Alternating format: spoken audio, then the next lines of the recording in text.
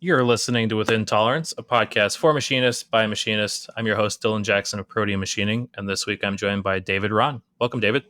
Hi, thanks for having me. My pleasure. I know you've been a longtime Patreon supporter. You won the first 100 episode giveaway, so I really appreciate you, coming on the show and telling your story.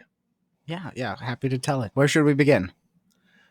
As far back as you want. Where did you get the bug of manufacturing? So I'm going to blame my parents. Father was I believe, a journeyman cabinet maker and either a journeyman or a master carpenter. One of those things in one of those orders.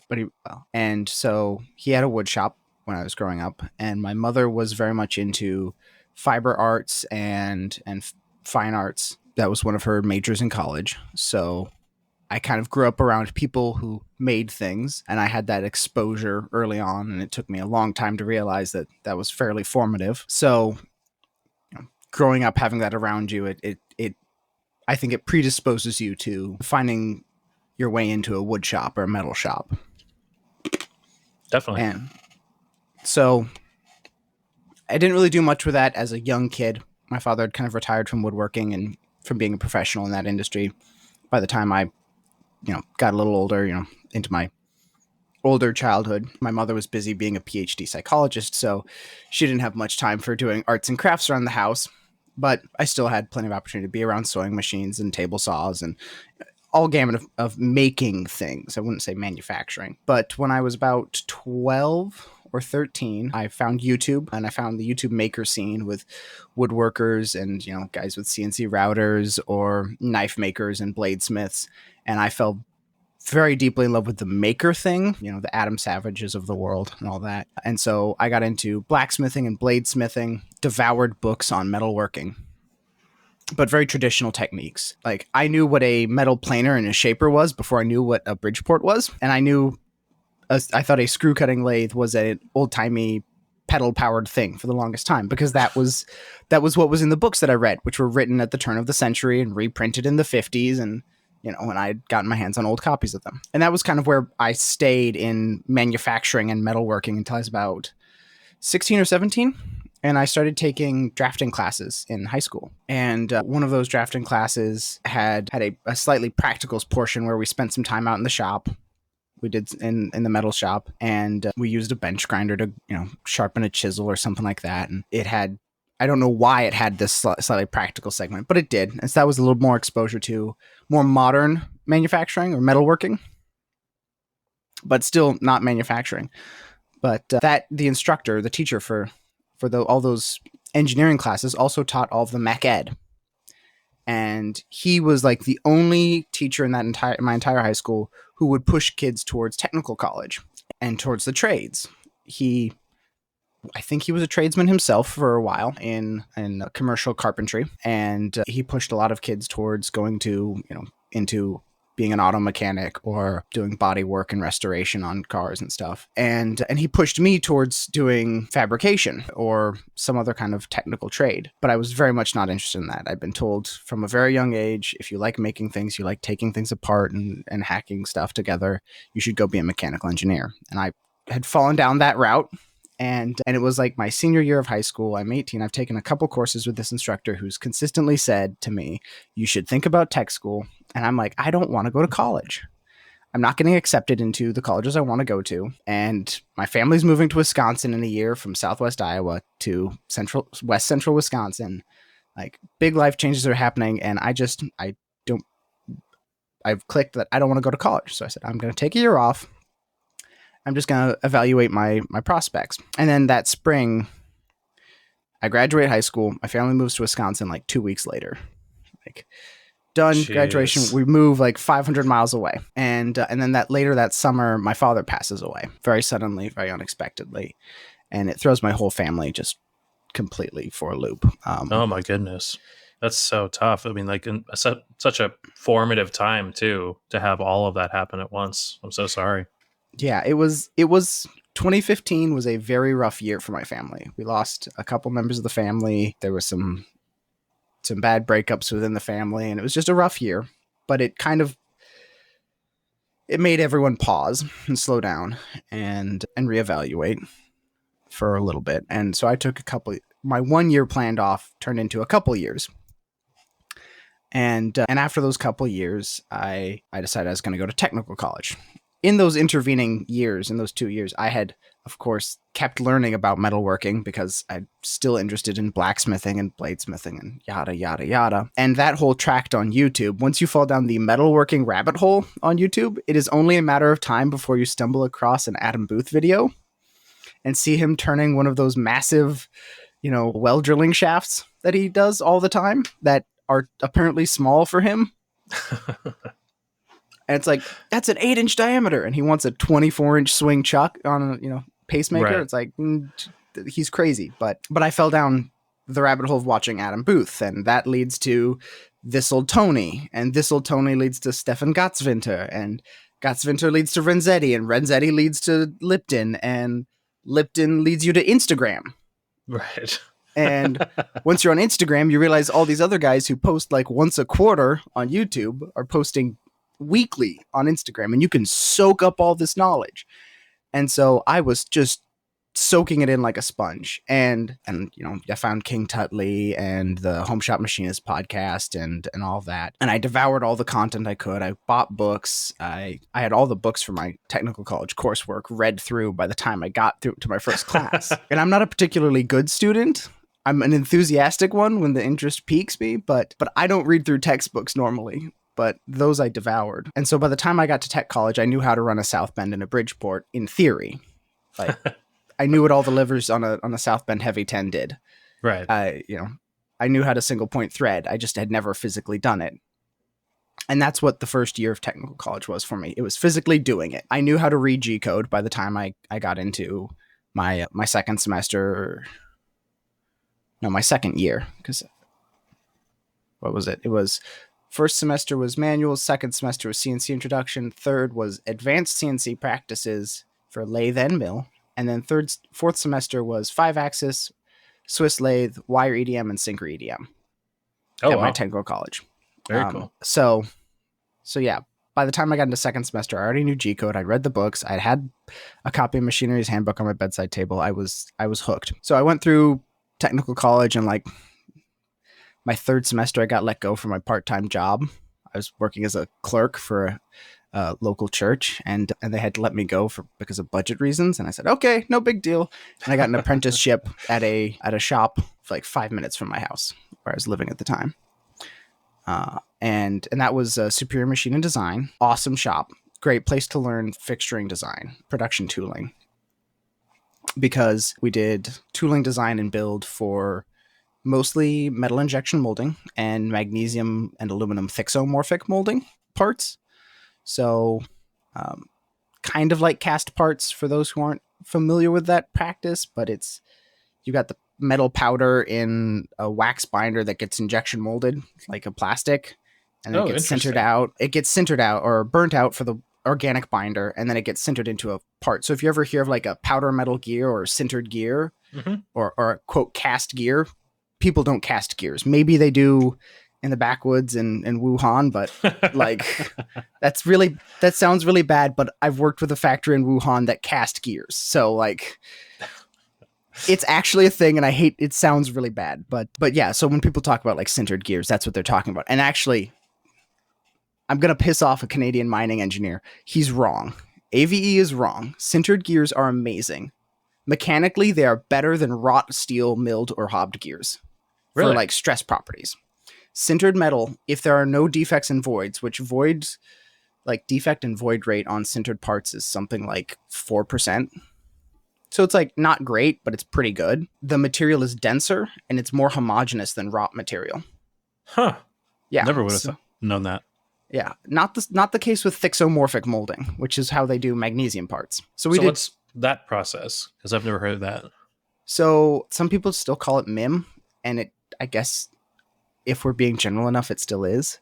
Thixomorphic molding, as far as I understand it, you take a powder and a magnesium aluminum alloy powder, and I believe there's a bit of a organic binder slurry in there to make it flow better in the injection molding press screw.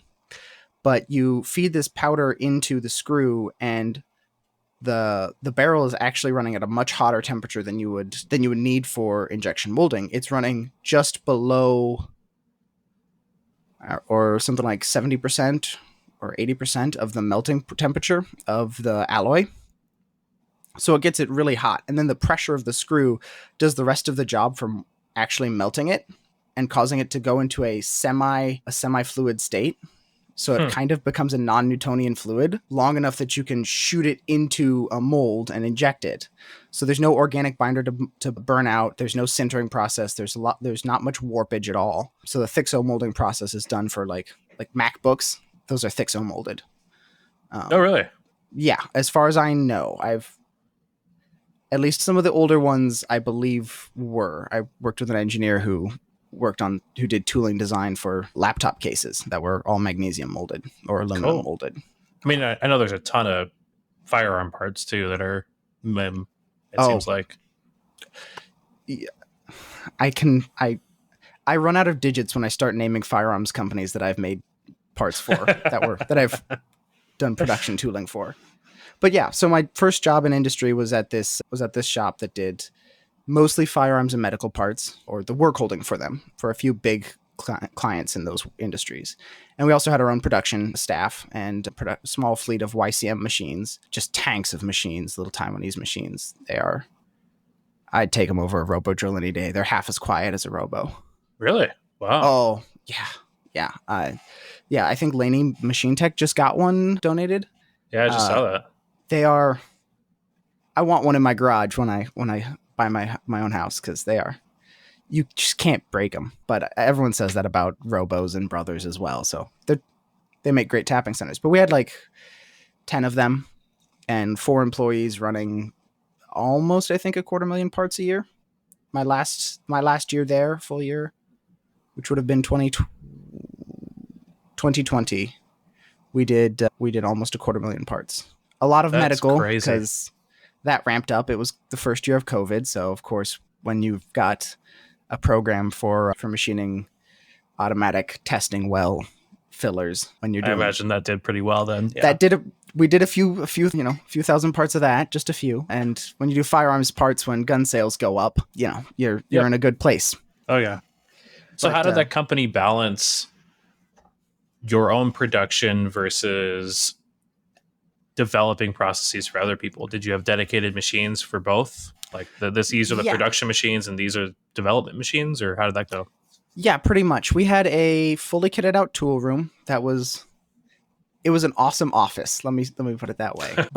So if I can still picture it. Behind my desk was a 6-foot by 10-foot bench that was built on 2 Vidmar cabinets, just chocked full of tooling for mills and the grinder and the lathe. And we had a Herrig grinder with a 50 millionths manual scales, and we had a 10 millionths DRO on it, zero sign, high accuracy unit, and a 3 horsepower Jaeger spindle on it. So pretty much almost exactly what Robin Renzetti has without the flood coolant. We had a gorgeous Bridgeport that was bought in 1960 by a hobbyist, chrome lined ways, ball screw on all axes, or on X and Y, 5 horsepower head on it, a beautiful machine. And he barely ran it. And then my former boss bought it from him. So that's awesome. And then we had a, oh my God, I'm going to forget the brand. It was slightly older. We're talking early 2000s. New was when it was made. So I guess that's pretty new, but it was an American brand and a Japanese brand that had merged. Oh, son of a gun. I'm sure if I go back on my Instagram, I'll find it. But a beautiful lathe. And that was all for fixturing, production. That was all tool room. So then would you develop the process and then run off, 1,000 of the parts for the customer before you turned it over? Or how'd that work? Oftentimes, yeah. And I forget. We also had 2 CNCs dedicated to one for fixture making and one for proving out the process. So we had one that was a 30 taper 56T, YCM, 56T. That was a tapping, the same one that Laney Machine Tech just got. No rotary unit, no rotary table on it or anything like that. No pallet changer, just a fast little tapping center. And then we had a 4020 machine dedicated to fixture making and process development. So we'd usually do 5 600 parts for the simpler runs. For more complicated runs, we would, if they wanted us to program it, if the client wanted our programming, we'd program it, deliver them a program for, we only certified FANUC controls because no one in the shop knew how to run a brother. And Fair enough. But that bit us in the ass a few times because our biggest client loved his brothers. So they had like 8 brothers in their production shop. But yeah, we'd run off a lot of brothers in medical, like on that side of the country for sure. They are hard to beat for medical, especially with a high accuracy package.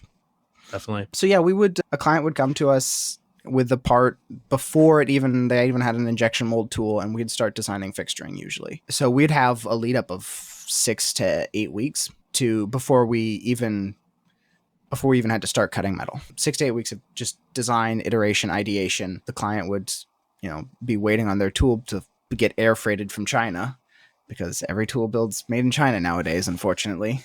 Of course, yes. And then usually it would arrive. They would do one proofing run, find out that the tool was wrong, and send it back to China. I'm surprised they sent it back. I've seen a lot of shops like that end up like spending basically what they would have done to have it done in the US, between reworks in the US and then the original production in China. Yeah, it's crazy. So many of it goes both. I saw it go both ways a lot, but I'd say at least 60% of the time they'd send it back, especially if it's a small enough tool. If it's going in a 200,000 ton press, right? They're not sending that mold back. You need a gantry crane big enough to move that tool around and getting it on a truck and then getting that off the truck into it. You want to do that as few times as possible. But smaller tools, we'd routinely, have a client come back and say, well, the tool arrived, we did a proofing run, it didn't work, so we're sending it back, so you guys have another 6 weeks. Oh boy. But we'd have, I think my record was I had 18 projects on the go at one time. Jeez. And those I had a project that lasted a year and a half. From initial PO to final delivery, we quoted 4 weeks for a week for design, a week for build, a week for rebuild, for redesign and rebuild, and then a week for proofing out and delivery. And then it was 18 months because there were so many delays on the customer side. And that's a wonderful environment to learn tight tolerance machining in. I look back at the stuff I was doing. My first job, I've only held thousandths, and I'm being told, yeah, well, we've got to hold tenths. Like, we only can hold tenths. We're not tool makers. We don't do 50 millionths. We don't talk in millions, but we talk in tenths. And the tolerances that our clients are trying to hold are 1 or 2 thousandths. And if that's the case, the tooling needs to be 10 times better. That's standard rule of thumb. Right. So, but knowing that I've got 8 weeks of time that I can slow down, I can spend 2 days doing a setup. Having that environment to learn high precision in, or relatively high precision in, was wonderful. Well, and just thinking too. Like, I know, like when I was in engineering at my last job, and you're designing processes that they might outlive you at that company. You're like, no, I need like a day or two just to like sit here and look like I'm doing nothing. Mm-hmm. And like I might have another couple days along the way when I encounter a problem, and I just need to think again. Mm-hmm. Yeah, exactly. And my boss had made the unfortunate mistake of starting a business to do fixturing design and then be really good at it and have clients say, can you run some production?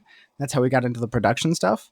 So before I came along, he had been a one-man band when it came to the engineering at that company, all the programming, all the design. And with, turning over that many parts a year, you don't have a lot of time as a manager to sit down and just waste a day thinking, right? And you're getting interrupted all the time. It just doesn't work. So when I came along, he was able to ramp back up the fixturing design and make some space for that in the business's portfolio again. And so I was lucky that, again, very fortunate that he had done it.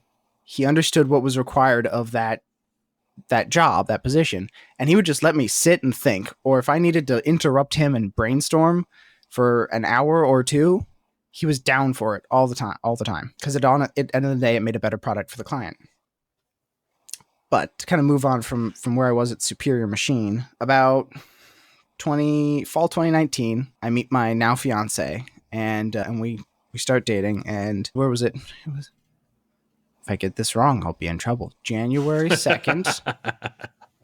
I know the date. It's January 2nd. It's the year. It wouldn't have been 2020, because that was the first year. 2021, January 2021, we get engaged, and she graduated college in December 2019, right after we met, and we lived together through the first half of COVID. And May comes around, and she's looking for a new job. She's an artist, 3D artist, and specializing in industrial visualization. So, oh, cool. When you see like alien tools, they're cool, beautiful models of that look, you can hardly tell that they're renderings. She does that. So it was kind of a match made in heaven there, because she's like, what the hell is this file format? That solid work? And I'm like, yeah, I know what that is. SLDWK. Right. Yeah. You're like, I know Step. I know IGES. Yeah, I can help you out. Yeah, I know. Yeah. We'll just open that up in SolidWorks, and I'll convert it to an STL for you. So she got a job down here in Madison, Wisconsin. We were living in the Eau Claire area, and we loved it there. It was wonderful. I had an hour commute to work, which kind of sucked, but that was my choice. Not really that bad at the end of the day. But then, so we moved down here in summer 2021, and I start my job here at Develop, where I'm at now, which I guess is kind of the second question there. What company do I work for? So now I'm working for Develop LLC, and we are a full stack automation company and product development. So we have a few product lines of our own. We've got the Node U Design industrial controller architecture. So you can think of it kind of like I'm really bad at explaining it. It's a modular controller. So it's a alternative to a PLC. We have near real-time processing capabilities, and you program it like you would an Arduino.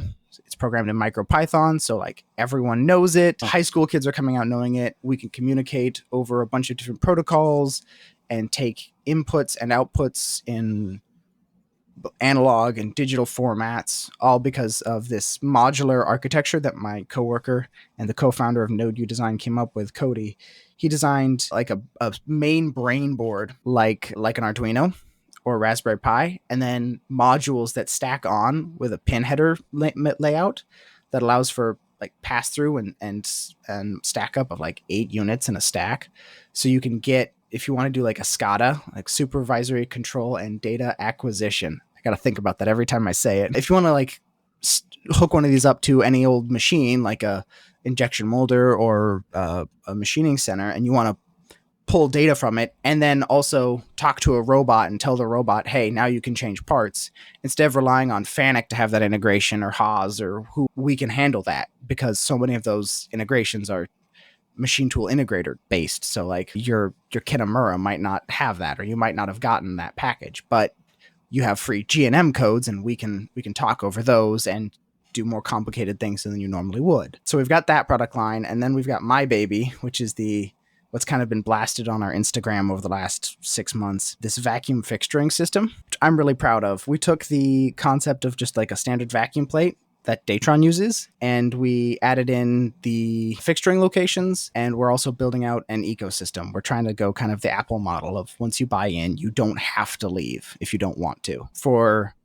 rapid prototyping type shops like us. And then we've got our services doing custom engineering and automation. So we work with a lot of robots, and we make a lot of custom robots. Most of what we've done to date has not been actually robotic integrations. It's been custom machine builds. We've got one we're wrapping up right now that there is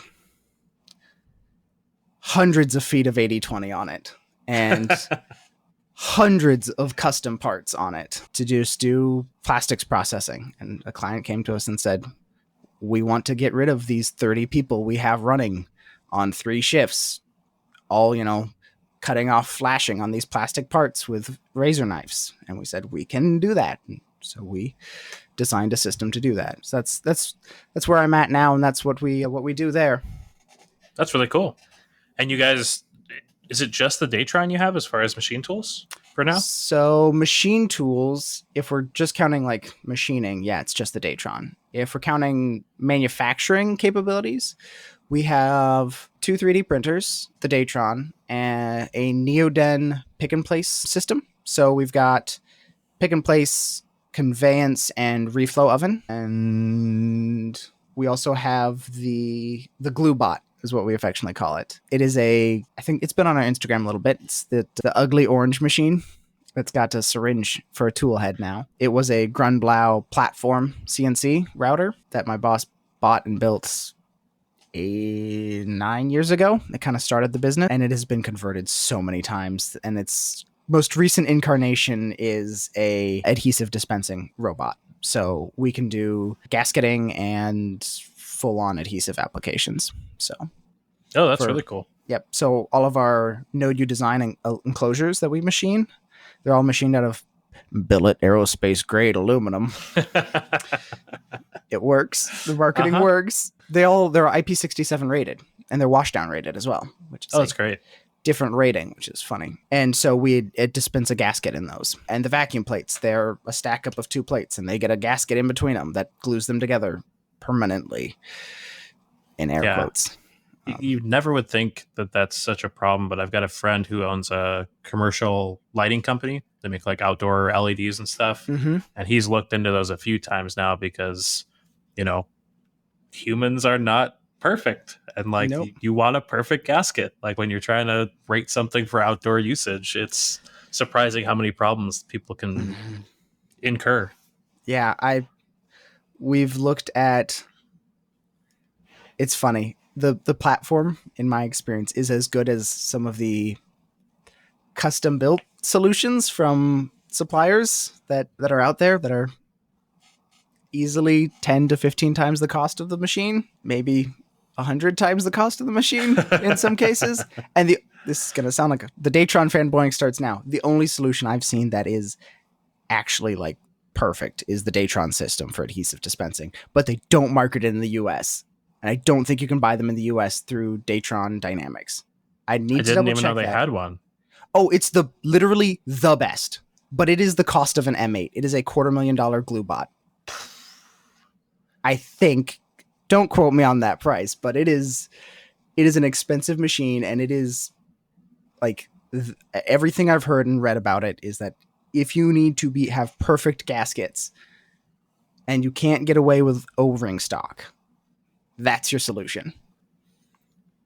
Okay. I mean, that's the thing. Like, if you have the need, yeah, it's $250,000, but like that's money well spent. Like I used to shit on Datron and was like, this is like so expensive, blah, blah, blah. And then like the more plate work that comes through my shop, I'm like, I need to find some space for a Datron. Like I could fit a Neo right there, like maybe between the Speedios. Like if you've got small plate work and you're not doing a ton of it, the Neo's good for production, but it's not. There's just a few creature comforts about the Neo that I've heard that just make it not as good for that. But if it's I love like an actual tool changer like the M8 has, and like better spindle and all that. Yeah, the spindle's not the limiting factor on the Neo, in my opinion. Oh really? No, I think it's the gantry height and the like that stack up or working height in Z. That's the limiting factor on all Datrons, really, is Z. Right. Which is why we decided to put a skirt on our machine. #plug. So how much were you involved in the design of all of this? 100% mine. That's awesome. Every single thing of it is mine. Experience in fixturing design, which was doing, a $30,000 fixture for doing 500,000 parts a year for one part for a high volume production company. That's partially what landed me the job at Develop, was that I had a ton of fixturing experience, and Matt, the owner of Develop, had been, and the only real machinist until I started, had been wanting to do a fixture plate, a vacuum plate, for months and months and months, but had been too busy to actually design it. And I start and I apply, and I'm like, I don't have the engineering degree you want, but I've got 3 years of fixturing experience. Was that good enough? And they said, that's good enough. First job I did, get the glue bot working. Second job I did, design a vacuum fixture plate. Well, let's get into the design of it then. steps did you take? Where'd you look for inspiration? What are you, I guess, what are you most proud of in the design of it? Let's go into it. So yeah, I guess I started by guesstimating how Datron's vacuum plate worked. I mean, they've got published dimensions. I can put a tape measure on the table and figure out where the port is, what the spacing on the conicals is, all that. But I had no clue how they had, was it one single plate that they were doing witchcraft to, or was it a stack up of plates? Because they're really clever and they machine them all after they glue the plates together, I think. And we haven't taken our original one apart yet, so I don't actually know for sure. I started by kind of guesstimating on how I would do the vacuum distribution. That's the biggest problem in vacuum work holding design, is how do you get your air from point A out to point B? It's the biggest problem with any kind of pneumatic. And after I'd figured that out, it's like, okay, well, that's the hard part done. Now I just need to design a grid that looks cool. And so I looked at rifle sights from sci-fi movies. Oh, really? Because I'm a big sci-fi nerd, and I love like sci-fi video games, Mass Effect and all that. And I'm like, okay, I love the look of when you're in that super futuristic sniper scope and, Overwatch or whatever. And it's got the weird, some reason it's always curvy octagons or hexagons. Uh-huh. What am I going to make this? And I settled on that kind of crosshair shape, that concentric crosshair. It looks super cool. Thank you. It really does. I should say, I started with that because I thought it looked cool. And then I took a good solid pause on it and I said, what about this is going to suck? What makes this not work? And what does this do differently from what I don't already like? Or does this do something that I like better than the alternative? And the alternative is the meandering grid plates that most vacuum systems use. They either use multiple pinholes or they use meandering grids or crosshatches. And the crosshatch is only really good if you're doing gaskets. So Pearson style, they work. The crosshatch is the way to go. If you're doing the Datron style or a router table style high flow vacuum pump with a substrate or an interface layer, you have to do a grid pattern. And meandering grid has this kind of annoying problem of you can't segregate sections of that grid off more, which is something I'd found that I wanted to do. And now a year later, I found that I never do. But it sounded like a great idea to be able to put a bit of little gasket cord in the slot to say, okay, this area is shut off. So you can use half of your vacuum zone. That's exactly what I did with the one I made for the Speedio. I've made two cavities and separated them so I could divide it down the center and have two halves. And I was like, yeah, this is going to be a great idea. Never fucking use it. Nope. I literally, I haven't even used the plate on its own. I have made fixtures every time I've done it, because if I'm going to vacuum just like one or two parts, I just make little bespoke fixtures out of a piece of plate stock and call it a day. And I don't even use the plate. And it's like, oh, this is like, I made this so much harder for myself than it needed to be. Yeah, exactly. So me and Matt both agreed that the meandering grid kind of sucked, and we thought this idea of the cordage inlay in this crosshair pattern would be good. So we went with that. And then it was just kind of deciding on form factor and of the locators of the fixturing points. We're not calling them a 0-point system because they're not that accurate. We're calling them quick change. In my testing, they're about as accurate as dowel pins. Okay. In locators, I should say. So pretty good. You're going to be within half a thousandths most of the time if you pull on and off. What are they shaped like? I've seen you had a picture of them, but I couldn't really tell how the system works. It's hard to show in photos. For people who are listening who want to see, kind of get an idea, go on our website, develop-llc.com, and we've got a products tab and vacuum fixturing.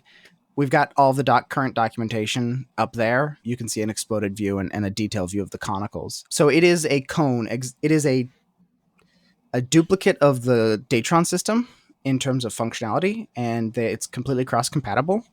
But we also added a short section of dowel pin bore that's held to your standard, dowel pin locating tolerances. And then an M6 thread that's about twice as deep as what you can get out of the standard Datron conicals that you find in the granite plate, the machine table. So it's kind of 3 steps of cone, 90-degree cone, dowel pin bore, thread. And most of the time, we're just using the cone, using standard Datron conicals. And it works great. Like I said, we're getting half a thou repeatability.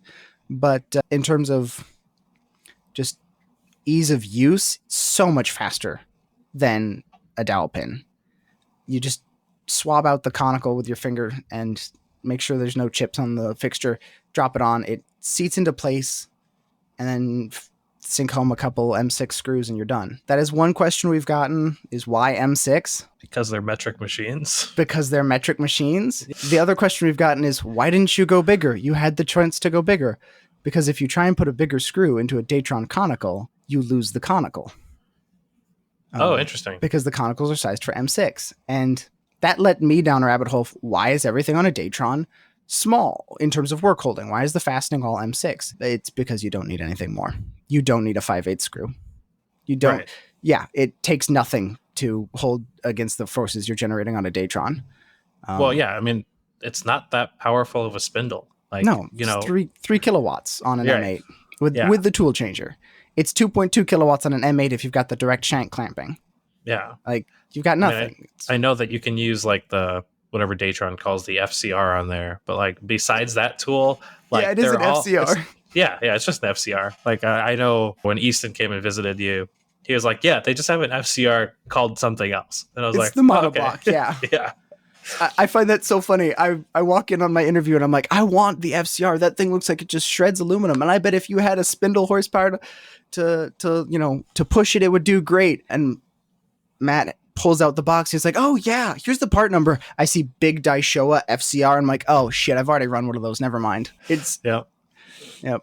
They're badass, but yeah, it's basically like the biggest tool you're supposed to run on the M8 though, right? More or less. Yeah. They say that's kind of pushing it. 20 millimeters for the stepped single flute. Other standard tools, it's like 12 millimeters is the biggest you're supposed to run on. I think 10 is what you're technically supposed to be able to stop at for an M8.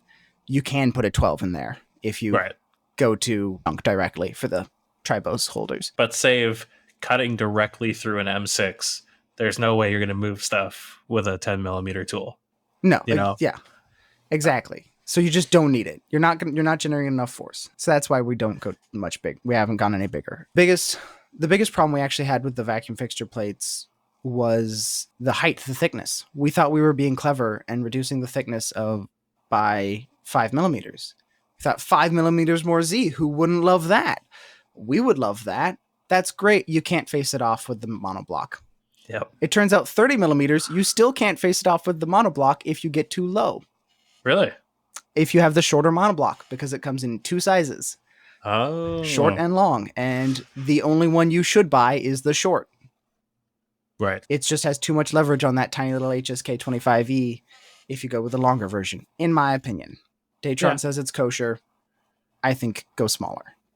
Go for the shorter one. Right. Yeah, rigidity is king, especially when you got a tiny little tool holder like that. Exactly. So that was kind of the biggest challenge we had was balancing. Do we want to go thinner and make it a pain in the ass for the customer, but also more Z height, or go thicker and maintain what Datron's done for years on the M8s and M10s and all that? And so we ended up going with the same thickness, and at the end of the day, it doesn't matter at all. The only problem we have is that if you put a 4th axis on top of our fixture plate in a Neo, clearances get tight. Okay. But you can do that. That was a big criteria for us, was putting the 4th axis right on top of our plate instead of pulling other plates off. We did that once. It was a pain in the butt. We said, okay, the conicals are going in the vacuum plate. Okay. So what would you say is the biggest learning that you did in developing this? Like, what was one thing that you designed, you thought it was perfect, you put it into use, and you're like, wow, I hate this. Like, I've made it worse. Oh, that's so easy. Gonna start by saying I love Misumi. We buy a lot of stuff from them. Their configurability and made to order, awesome. They have an option in their configurable parts to do stainless steel dowel pin liners made to order. So we started the first revision that is unfortunately in the trash now because you couldn't recycle it. We did stainless steel dowel pin liners instead of just a bare aluminum bore, and we didn't have the conical. So we were just going to do dowel pins and say dowel pins are better. Dowel pins are worse for so many reasons. If I had my way, I would say, please don't put dowel pins in the fixture plate. That is, we give you the bore because we know someone's going to ask for it. Someone's going to want to put a shoulder bolt in there. We get it. I've done it. It's not the best. The steel dowel pin locators really limited the use a ton. It meant that we had to design our own fourth axis system. Like Datron's, the fourth axis for the Neo fourth axis is amazingly slick. The way it mounts to the base plate, or the base plate mounts to the table, and you can adjust tram and nod. Oh my God, it's so great. They did an amazing job on that. I love it. But we had to re-engineer an alternative to that because we didn't have conicals, and that uses conicals. It also meant that none of the work holding we'd built prior carried over. None of the work holding our clients or potential customers had built prior would carry over. This idea, in the moment, I thought, oh, I love dowel pins. I've used them for years now. They're so good. This will be awesome. Terrible idea. Terrible. So how quick after installing the first plate did you realize Day this? one. Because the first thing I had to do, remake our orange vice base plate.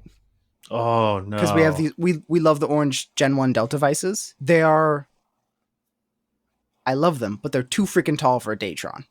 Yeah, they're chunky boys. They're chunk, which is great. They are my most reliable form of work holding, even including vacuum. But we had wonderful base plates that lined up in the conicals and worked awesome. And I'm glad we kept them because day one I had to unbolt them, make a new one, put that in, and then day two I had to run parts in the orange vice. Okay. So I was like, did you know immediately? Like, were you like, okay, I'm gonna have to fix this, or were you like, kind of like, I know, especially when I'm designing something for myself, I'm like, no. Like, I'm just thinking about it wrong, or no. Like, it's not as bad as I'm thinking it, or like, were you like, all right, back to the drawing board immediately? Like day one, I saw the problem. I'm like, okay, this is gonna be a pain point for customers. It's a pain point for me, but it's not that bad. Let me live with it for a few months. I lived with it for about 4 months, and then I started making new plates. It may have been a little sooner than that, where I think it was like the third week of having them on, I designed the new ones, the Rev 2. Like 3 weeks went by and I'd already had the Rev 2 designed with the new conicals. They were back to being thicker. Like so much just kind of reverted back to the quote Datron way that made so much sense now, or after seeing why they didn't go with dowel pins or a cast iron table or whatever.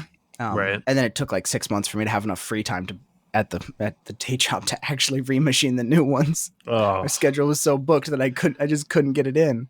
And when I finally do, now they're awesome. The conicals were the right way to go. Dowel pins were a mistake. Okay. And that was like $1,000 in stainless steel dowel pin bushings. Yeah. Yeah, you pay for that quick delivery time and configurability with Masumi. Oh yeah. When they say you'll get it in 2 weeks and we're making them to order, it sounds great until you get that invoice. Yep. Yeah. And especially if it's not exact what you had thought you wanted. Mm-hmm. Oh boy. Questions for you. Tux Garage asked, how do you like the Datron? Best, worst thing about it? Best and worst thing about it? I've thought about that a lot because I get asked that all the time when people find out I run a Datron and they know what a Datron is. That's a big if they know what a Datron. Overall, I love the Datron. I hope I will never be in a shop that doesn't have a Datron for the rest of my career. That's how much I love the Datron experience as a user. Okay.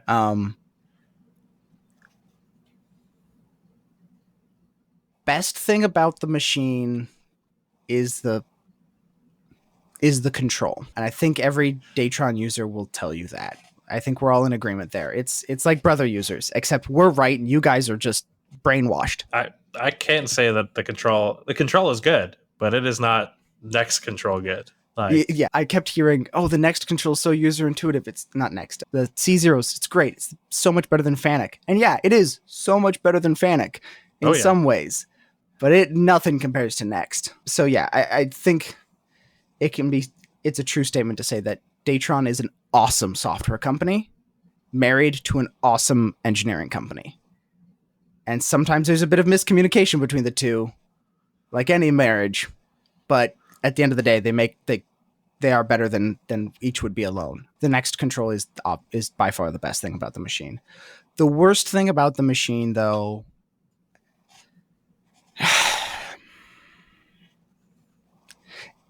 I think this is an American thing, an American Datron user thing, is kind of the disconnect between the marketing and the sales and the customer support side of things, which is not to say Datron has bad customer support in the United States. Datron Dynamics, really good customer support.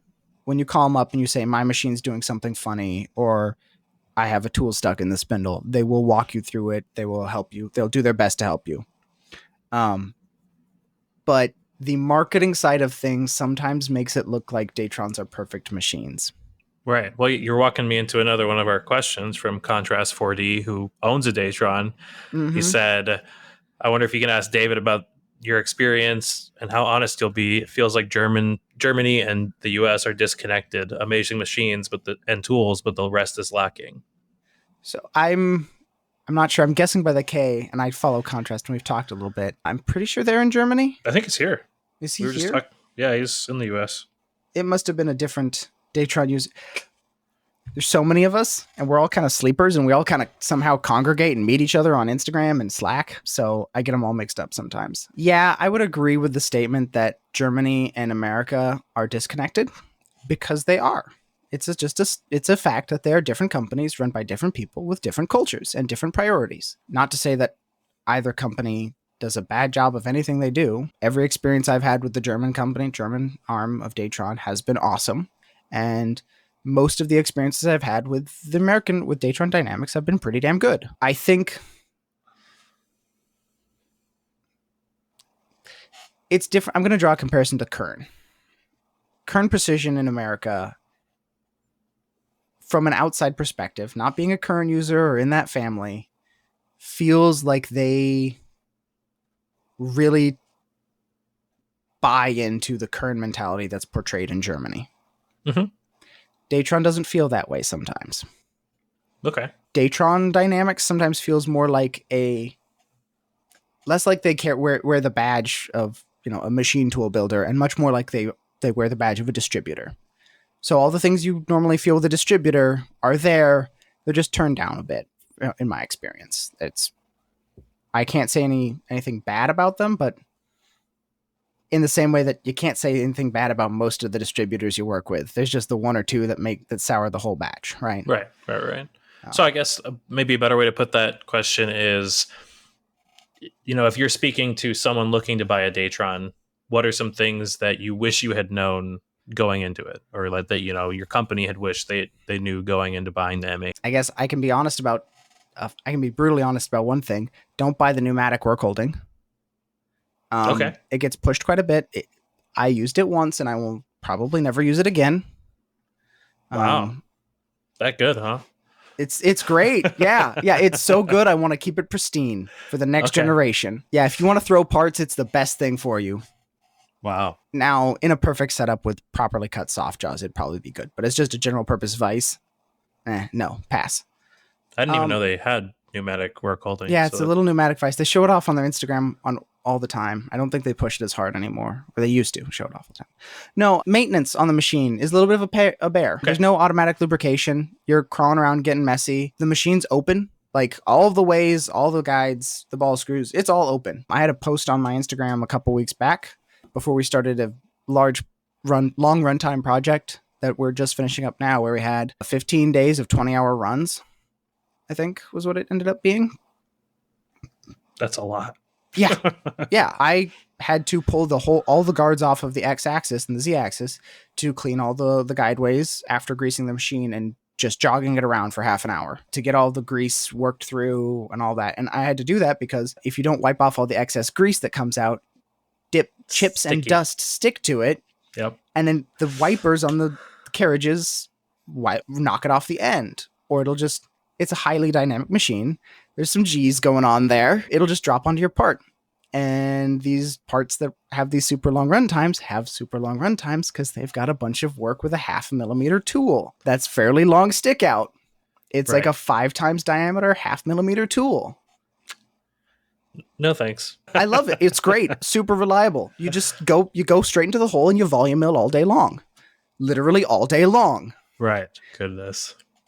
If that grease blob drops down, it's going to break your tool and you're going to be really upset. Right. Because you're going to come in 18 hours later and it's going to be broken and the machine's going to have been aired out for 18 hours. Ugh. So like maintenance and cleaning, it's kind of a pain to clean. The ethanol. I am really surprised that it's not auto lube. That's shocking to me. It was super shocking to me as well. I'm like, this is going to be so easy. Nope, it's no auto lube. And it is grease, not whey oil, which is the right call. The ethanol is actually a big problem sometimes. It can make the working environment unpleasant, which is kind of the complete opposite of what Datron sells. Right. If you're doing short runs or you're just doing 1 or 2 prototypes, if the runtime's less than an hour, it's great. But you need air extraction from your shop area. Right. And you have to run ethanol. I have heard of guys running isopropyl alcohol. Please don't. Ethanol is non-toxic to inhale. IPA is. IPA will kill you. Ethanol will just get you drunk. Right. And there's not enough concentration in a 1,000 square foot room to get you drunk, even after 20 hours of runtime. But you smell it. It dries out your sinuses. It gives you cotton mouth. It dries your hands out. It's kind of unpleasant to be around if you're running those long run times. If you're not running the long run times, it's great. Your parts come out spick and span clean, surgically clean. They're awesome. It gets everywhere. The machine is a dust factory. I come home sometimes and it looks like I've been to the strip club because I'm covered in glitter. Oh, interesting. I never would have thought of that. Because there's nothing washing those chips down and all those fines that you have to freddy out of your sump, they go into the air and my lungs. So if you're doing a lot of small tool work or making dust, you've got to wear a respirator around the machine. We have a practice of when all those KN95 masks were coming over from China, we bought 200 of them and we keep them in the shop. So if you're cleaning out the litter box, which is what we sometimes call the chip pan, because it looks like a litter box and it's got those fine dusty particles that'll get in your nose like a litter box. Right. Wear a mask. You got to wear a respirator of some kind. And if you're doing, if you blow off the table because it's got a bunch of glitter on it, it's going to get in your hair and in your eyes and, and normal safety glasses don't usually do the trick. You kind of got to wear goggles most of the time if you want to be really careful about it. Wow. Yeah, those are things I never would have guessed or never would have even thought of really. Yeah. And that's not a problem if you're like Nick at P3D, who's not doing tiny tool work. He's doing plate work. Right. It's a high precision water jet essentially. Right. Yeah. If you're doing that kind of stuff, you don't have to worry about it unless you're doing hundreds of threads because the thread mills are the worst offenders most of the time. You just don't, it's not a problem. But if you're doing tiny tools like we do, it's a problem. Right. Yeah. And it gets all over your shop. Your shop will, instead of oil mist, you'll just have dust everywhere. And you cannot keep up with it. Yeah. And the worst thing is sometimes the machine will throw an error and we can't figure it out. And it's never while it's running. I've never had an error while the machine was running unless someone knocked a power line down.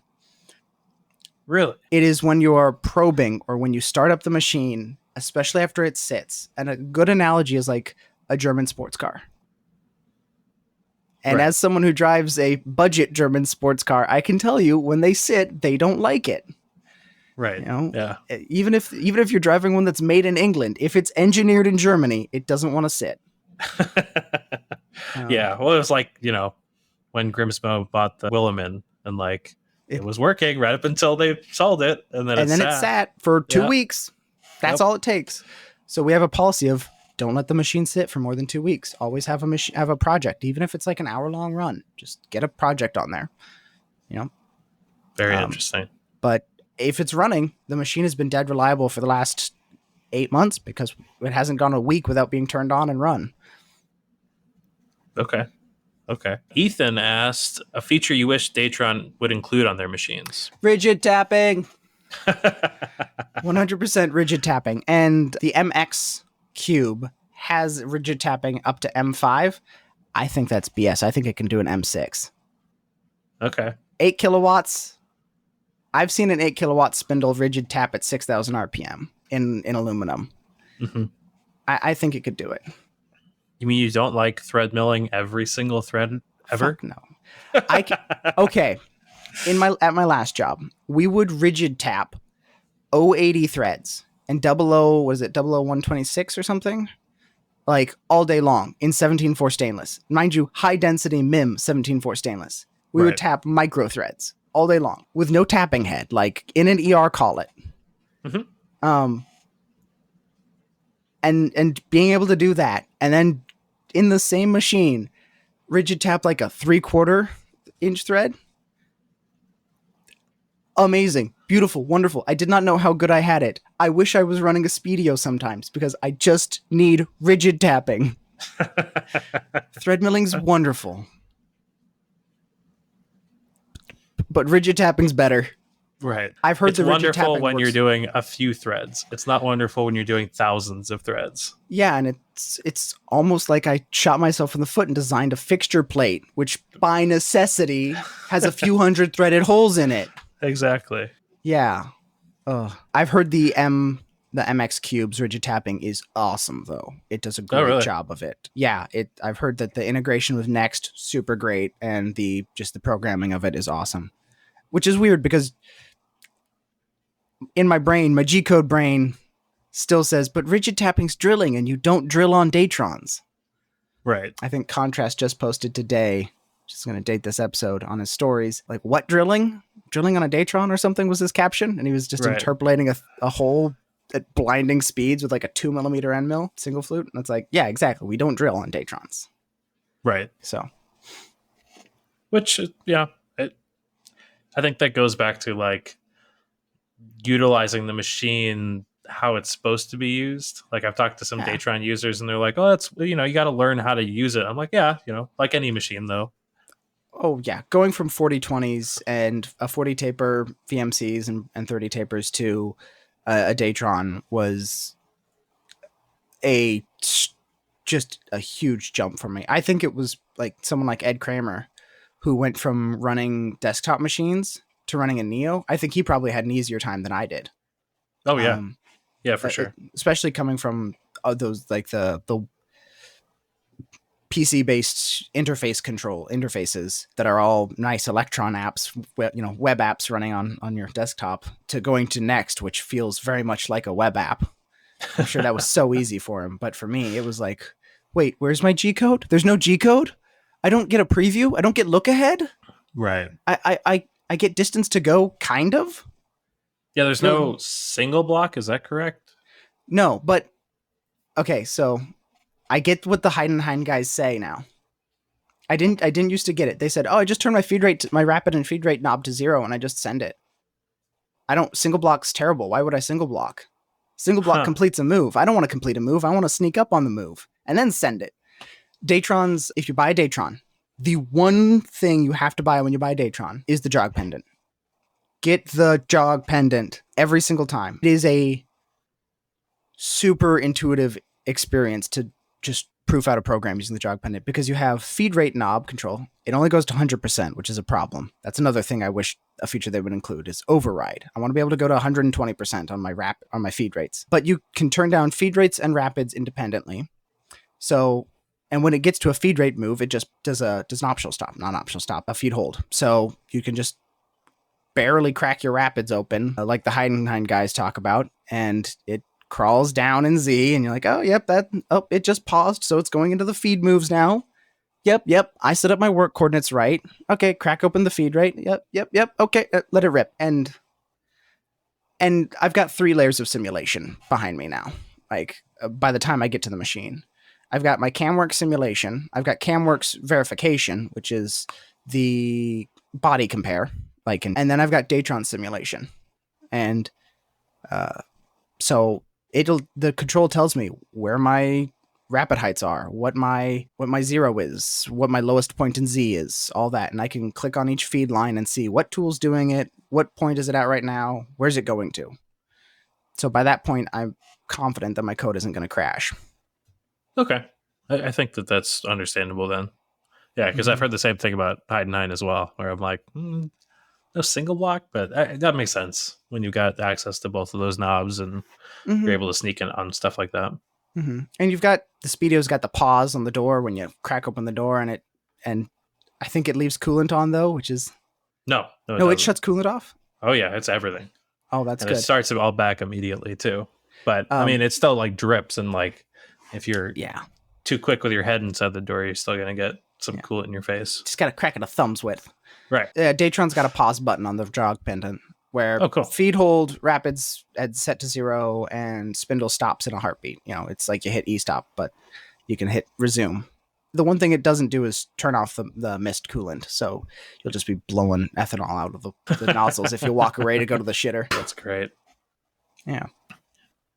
Well, that brings us to shop news and new things. Are there any new additions you're adding to your fixture plate that you can talk about, or anything new at Develop or new in your life? Yeah. So before we get there, you skipped Easton's question.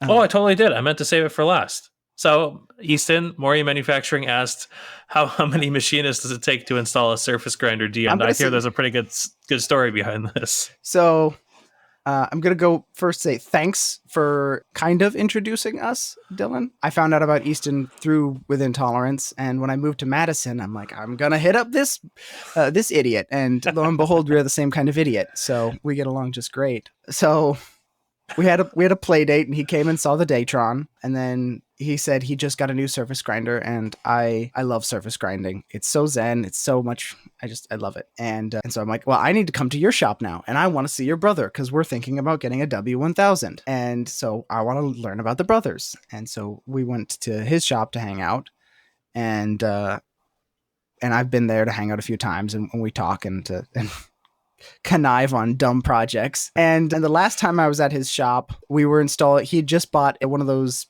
fairly inexpensive import 2-axis DROs for like lathes and bridge ports and stuff, right? And he's slapping it on his surface grinder.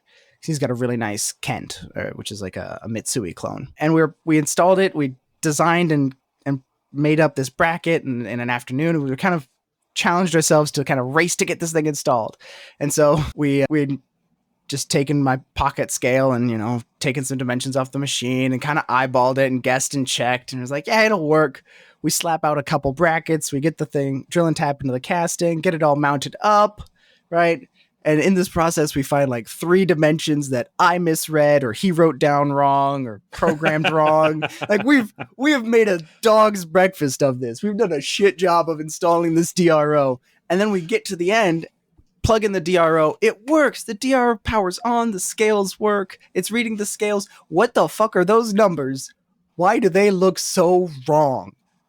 Well, let's go through the calibration. Let's read the manual and go through the calibration. So we skip to the chapter calibrating the DRO, right? We don't start at installing the DRO. We don't start at setting up the DRO. We skipped to chapter 3, calibrating the DRO. Like, okay, we'll calibrate it. So we get out just a tenths indicator, right? And we move down like 2 tenths, and it reads like 7 tenths, 80 millionths. We're like, what the hell? Okay, well, let's just do the math. Let's do the math like it says, cross multiply and divide, your ratio, and we'll put in the correction factor. Okay. It's off even worse now. Was it supposed to be negative? Did we do the math wrong? Okay, let's get a different indicator. So we get a different indicator, and we like a thousandths indicator. We put it on there. We just keep messing it up, and eventually it's getting late. My fiance is getting mad that I missed dinner and all that, and I'll be home by lunch. Yeah, 7:00 at night comes around. We haven't figured out what the hell is going on. Right. We've been back to the scrap bin twice to make new brackets. Oh. And we're having just a ball of a time shit talking each other's machines and giving each other crap, and I just have to leave. And we say we got to table it for the day. And then I haven't been able to go back to his shop because I've been freaking busy as hell, and he's been busy as hell. So neither of us have had any free time to put our heads together and figure out this stupid surface grinder DRO. And then, 2 weeks back now, he messaged me, sent me a little video, and it's the DRO working beautifully. It's perfect. It's reading exactly what the indicator's reading, or close enough, right? For this cheap Chinese, DRO on this grinder, it's like, what the hell did you do? And I'm like, how'd you figure it out? It's been bothering me for like 2 months now. Actually, no, snow was on the ground, so it's been a lot longer than 2 months. But we live in Wisconsin, so that could have been May for all I know. Right, I was gonna say that's any time of the year apparently. Not any time. We've got like 2 clear weeks in August. Summer was great this year. It was a Tuesday. So he says, "Oh yeah, we skipped chapter 1 where it told us to set the increment of the glass scales." Oh. So easy. Easy. So easy to overlook, too, apparently. So to answer his question, I'm going to say 1.25 because neither of us were on our best that day. So we're only half. And then he put in quarter brains work on another day to read the RTFM. Yeah. Yeah. It was as my tech support friends call it, an ID10T error. Uh-huh. Yep. Oh, man. Well, I'm glad he got it sorted. That is terribly funny. Oh, it's terrible is what it is. On to shop news and new things then. What's going on in your life? So in my life, a whole lot of jack-all. I'm planning a wedding for next year. Oh, boy. Yes. So no, my personal life's pretty boring right now. It's actually stabilized, moving Good. And all that throws you for a loop for at least a year is what we've discovered now that we've moved. Yeah. 3 times in 3.5 years together. Oh boy. My fiance and I. So yeah, during COVID as well. So if our relationship can survive that, I think we're set for the long haul. But as far as Develop, where it's actually interesting, we are in the process of buying a new building. So awesome. The business was started out of my boss's basement. And due to some miscommunications with an HOA in Dane County, we had to vacate the basement. So we had 5 employees, 5 people working down in the basement. And then Dane County said, well, you guys have to go to 1, even though the basement was purpose built to be an incubation center for the business. Mm-hmm. So it had segregated bathroom that was completely separate from, his personal bathroom and all that. It had a separate power distribution, so different meter, all that, and it had a rotary phase and a closet that the vacuum pump and the air compressor still live in. The machine's still down there, and we had the Datron and the Neoden and all that, and then a bullpen that was set up. Dane County said, you gotta go up and leave, and we had a week to do it because we got 2 weeks notice, and the first week of that we were at a trade show. On the first trade show after COVID had things had started to open up. So we had a week to move, to find a place and move. Because the business had been in the process of trying to buy a building for a while, and a few deals had fallen through, and it's kind of been a mess. So we were very fortunate that Matt has some connections in the local community with local businesses, and we're able to rent some office space and a little bit of warehouse space from a local business in Sauk City, Wisconsin. And so now we've got this split office where we've got the manufacturing in the basement, and only 1 employee is allowed to work there at any given time during business hours. And then we've got the offices where we've got cubicles now instead of a bullpen. So that's fun. I get why some people like the cubicles, but I get why some people hate bullpens, but I'm more of a bullpen guy for myself. That was a lot more of a collaborative workspace. And that's kind of sucked for the last going on a year now. It was the first week of October. So we're 10 months into this, and it's sucked. But we're finalizing the purchase of a new building. It's great. It's great to have that on the horizon.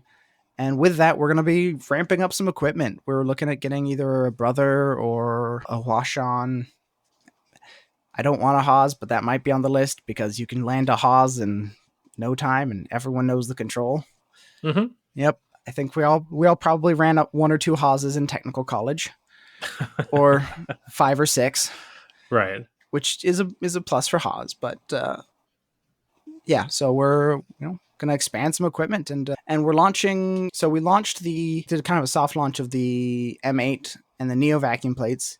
And coming up real soon, we're going to be doing another soft launch, looking for beta testers. Like, we're seriously looking for beta testers. If you want to get a vacuum plate for Brothers, Robo-Drills, or DM machines, and if you're willing to beta test the product, we are looking for people who want to try it out. We know we're not as a flushed out system as like Saunders is right now, but we're working on that. And if you're interested in beta testing the work holding products, we've got a bunch of fun stuff coming down the pipeline for multi-axis. We've got a fourth axis unit that allows you to put, this is specifically for Datron users, it allows you to put trunnions on your Datron.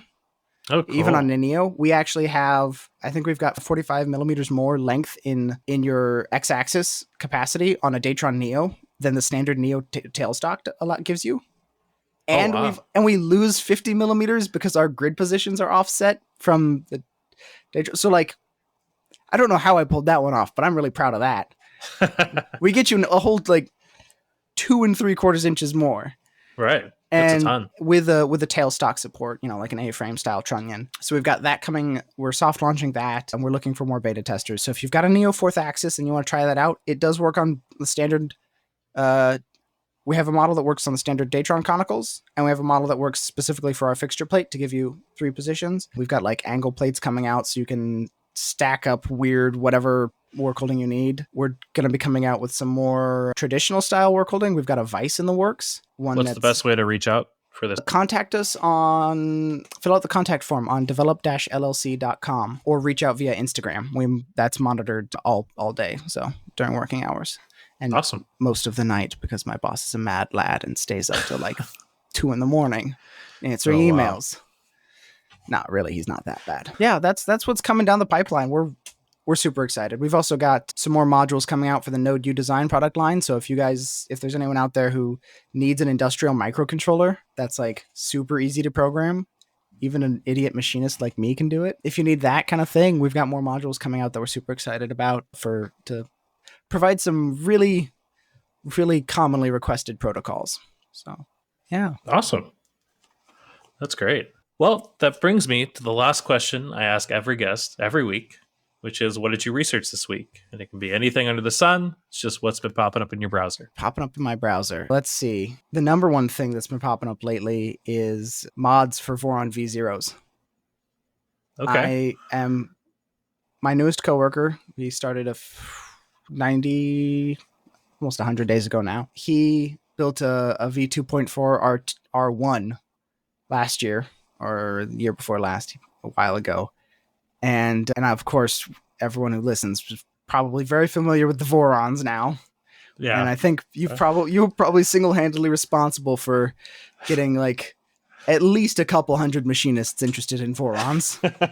I've seen some overlap on the Voron Discord and on the Insta Machinist Discord with usernames. That's awesome. So he built one, and when he started, we were talking about 3D printing because I built a Physect Prusa Mini kit, clone kit, and I've got an Ender 3 clone that's fine, whatever. But all of this was bought in preparation of building a Voron. Put a cardboard box over it, print your ABS parts, and get your Voron going. And he was going to start a V0 build. He had just finished sourcing all the parts, and I just ordered a kit. So we've been putting them together with each other as kind of a build party, and that's been on the hiatus because we've both been super freaking busy with life. So Voron mods, that's what's been there. And then mini performance tuning.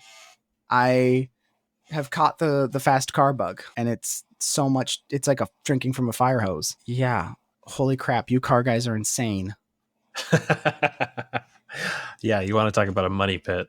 Yeah, I think I'm going to back away slowly from that. Yeah, I've got an F56, so a 2018 Mini Cooper hardtop, and I love the thing, and I'm like, I wish it would go like, hey, just like 10 more horsepower, please. Right. And it's like, 10 more horsepower? That's like $5,000, please and thank you.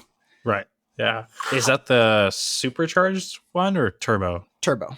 Okay. Yep. My dad has, I think, a 2015 and just recently had to have his entire motor replaced because he had bought it used. And the guy who sold it to him was apparently a mechanic and just didn't know about the death rattle that the timing chain, I guess, on those minis can have. Yeah. Yeah. And the timing chain let go and just grenaded the motor on him. I've been warned about this, and apparently it's not as big of an issue in the newer model years. So in Good. the Gen 3, which is what Glad I've to hear got. it. So I'm happy there, but Yes. at the same time, it's you look at how much money people can sink into into cars in general. It's like I'm just gonna I'll watch from afar. I'll appreciate stock cars, and I'll take the advice of a good friend of mine and just buy a faster sports car. Yeah. Yeah. Well, and depending on what you're wanting to do, usually the cheapest mod is a driver mod. So, Yep. like autocross, it's like, yeah, everybody wants to go faster, but you just got to learn how to drive better first. Mm-hmm. And then, as much as that sucks. Yep. Yeah. So foreign printer parts, Mini Cooper tuning, and wedding stuff. So, yep, that's been it. Well, very cool. Well, David, thank you so much for taking the time to come on the show. It's been great to talk to you more and, get to hang out and hear everything Datron and Develop and all about you. Yeah, of course. Happy to be here. I enjoy listening, so I'll have to skip this one, though, which is unfortunate. Yeah, sorry for taking one away from you, but I appreciate you taking the hit for the team. Thank you so much for having me. Thank you. And thanks to all the Patreon members who make this show possible. And thanks everyone for listening. I'll be back next week.